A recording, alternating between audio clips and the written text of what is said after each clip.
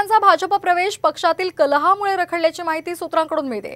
खडसेंच्या भाजप प्रवेशामध्ये जळगावमधील स्थानिक राजकारण अडचण ठरल्याचं बोललं जातंय। राज्यातील काही नेत्यांनी खडसे पुन्हा भाजपमध्ये आल्यास पक्षाचं नुकसान होईल असं दिल्लीतल्या नेत्यांपर्यंत माहिती पोहोचवली आहे आणि त्यामुळे आता खडसेंचा प्रवेश लांबल्याचं समजतंय। भाजपच्या दिल्लीतील प्रमुख नेत्यांची खडसेंनी भेट घेतल्यानंतर त्यांचा पक्षप्रवेश निश्चित मानला जात होता। मात्र जवळपास 2 आठवडे उलटले तरी अद्याप खडसेंचा अधिकृतपणे पक्षप्रवेश पार पडलेला नाहीये। या संदर्भात अधिक माहिती घेऊयात आमचे प्रतिनिधी माधव सावरगावे यांच्याकडून।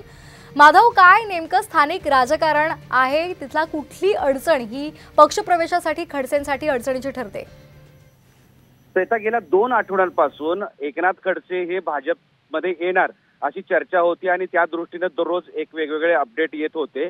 मात्र आता या क्षणाला आपल्याला जी माहिती मिळते त्यानुसार स्थानिक पदाधिकाऱ्यांचा एकनाथ खडसे यांना विरोध आहे, सोबतच पक्षांतर्गत काही राज्यातल्या नेत्यांची सुद्धा या संदर्भातली त्यांना विरोध आहे असं कळतंय आहे। त्यामुळं त्यांचा जो भाजपमधला पक्षप्रवेश आहे तो लांबणीवर पडण्याची शक्यता आहे, कारण 13 मे रोजी जळगाव आणि रावेर लोकसभा निवडणुकीसाठी मतदान होणार आहे आणि त्या अवघे 15 दिवसाच्या या काळामध्ये जर एकनाथ खडसे आले तर गेल्या 1.5-2 वर्षांपासून जो कलह, जो संघर्ष स्थानिक भाजपमध्ये आणि एकनाथ खडसे यांच्यामध्ये झालेला आहे तो अधिक चव्हाट्यावर येईल आणि ती पक्षांतर्गत मोठी अडचण होऊ शकते असा एक मेसेज दिल्लीपर्यंत पोहोचण्याचा प्रयत्न स्थानिक पदाधिकाऱ्यांनी आणि राज्यातल्या काही प्रमुख नेत्यांनी केल्याचं कळतं आहे। आणि त्यामुळं एकनाथ खडसे 2 आठवड्यामध्ये म्हणजे काही दिवसामध्ये ते भाजपमध्ये जातात अशी चर्चा असताना आता त्याला कुठंतरी थोडे दिवस थांबावं लागेल अशी स्थिती दिसते आहे आणि तो जो प्रवेश आहे तो लांबणीवर पडेल या संदर्भात चर्चा सुरू झालेली आहे। अगदी धन्यवाद माधव, आपण दिलेल्या सविस्तर माहितीसाठी।